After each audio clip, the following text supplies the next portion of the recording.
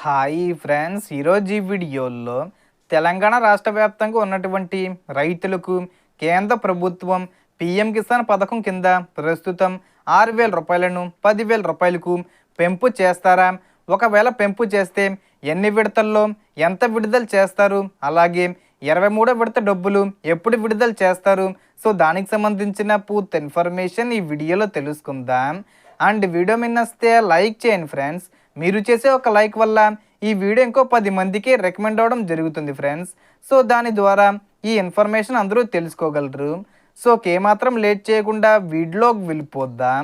So రైతులకు కేంద్ర ప్రభుత్వం నుంచి ఒక కీలక అప్డేట్ వచ్చింది. పిఎం కిసాన్ సమ్మాన్ నిధి యోజన పథకానికి సంబంధించిన తాజా సమాచారం ప్రకారం ఇటీవలే 22వ విడతలో భాగంగా అర్హులైన రైతుల ఖాతాల్లో 2,000 రూపాయల చొప్పున డబ్బులు జమ చేయడం జరిగింది.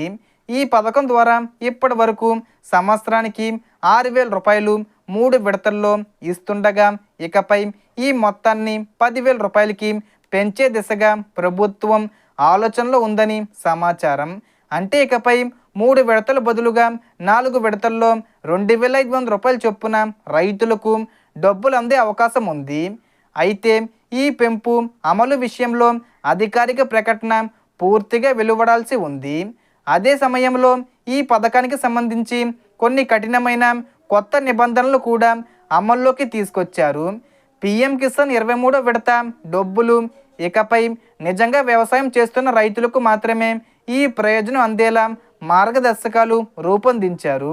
తప్పనిసరిగా ఈకేవీసీ పూర్తి చేసి ఉండాలి. ఆధార్ కార్డు బ్యాంక్ ఖాతాతో లింక్ అయి ఉండాలి. అలాగే ఎన్పిసి మ్యాపింగ్ కూడా పూర్తి కావాలి. అదనంగా పట్టాదారు పాస్బుక్ ఆధార్తో లింక్ చేయడం అవసరం. రేషన్ కార్డు కూడా తప్పనిసరి చేశారు. కుటుంబంలో ప్రభుత్వ ఉద్యోగి, పెన్షనరు లేదా ఇన్కమ్ ట్యాక్స్ చెల్లించేవారు ఉంటే ఆ కుటుంబానికి ఈ పథకం వర్తించదు. అలాగే కుటుంబంలో ఒకరికి మించిన రైతులుంటే కూడా ఈ పథకం నిలిపివేయబడే అవకాశం ఉంది. మరో ముఖ్యమైన మార్పు ఏమిటంటే రైతు గుర్తింపు నమోదు సంఖ్య అంటే ఫార్మర్ ఐడి తప్పనిసరి చేశారు.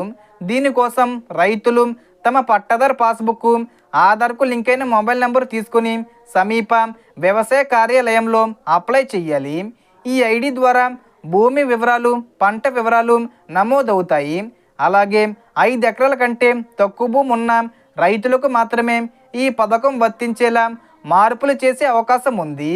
ఈ కొత్త నిబంధనల కారణంగా చాలామంది అనర్హులు కావచ్చు. ముఖ్యంగా ఈకేవీసీ పూర్తి చేయని వారు ఈ పథకం నుంచి తొలగించబడతారు. తాజా సమాచారం ప్రకారం తదుపరి విడత అంటే పిఎం కిసాన్ 23వ విడత ఈ నెల ఏప్రిల్ చివరిలో అంటే 30 తేదీ వచ్చేలోపు విడుదల చేసే అవకాశం ఉంది.